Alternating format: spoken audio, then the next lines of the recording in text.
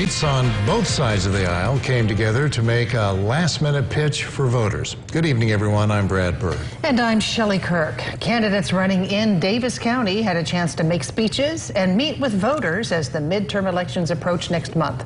But what did voters think? Eyewitness News' Ryan Witry has more from your local election headquarters. Brad, Shelley, voters in Davis County got an earful tonight, but in a good way. From judges to judge executives, from Congress to City Commission, voters and candidates got a chance to learn a little bit about each other with just 12 days to go before Election Day.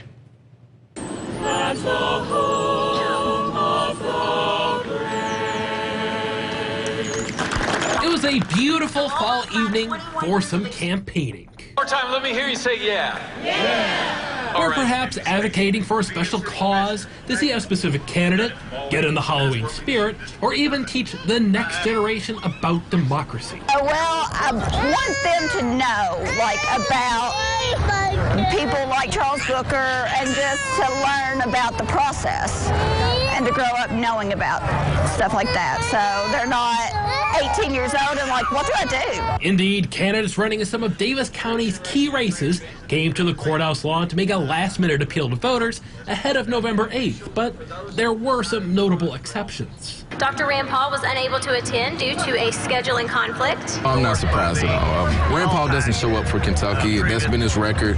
That's not a partisan statement. It's just a fact. And so part of why I'm running is because I know that my loved ones, my family all over Kentucky, we need leadership that'll show up for us, that'll be accountable to us. I want to be that type of senator because we deserve it. With the election less than 2 weeks away, some voters say they got a much-needed chance to hear about some local issues. 10 minutes ago, I found out they were building a boat dock, apparently, and I'm still mad about that.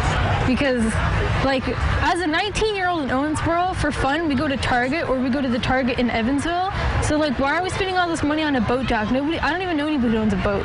And as election season comes to a close, first-time voters like Claire Schultz say they wish candidates focused even more on what matters most here at home. I wish there would be more people targeting Owensboro instead of just making side political comments about the United States worldview. Maybe keep it in the city a little bit.